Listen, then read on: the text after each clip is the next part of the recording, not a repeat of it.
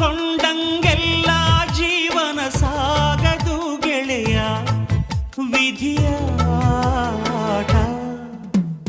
ಬ್ರಹ್ಮಗೀಚಿದ ಬರಹಕ್ಕೆ ಮುಂದಾಲೋಚನೆಯೇ ಇಲ್ಲ, ಮನಸ್ಸೂ ಇಲ್ಲ. ಹೂಗಳೇ ನಿಮ್ಮಂತೆಯೇ ನಾನು, ಹೂಗಳಂತೆ ನಾನು ನಿಮಗಾಗಿ ಬಾಳಲೇನು. ಮೇಣದಂತೆ ಅಳದೆ ನಗುತ್ತಾ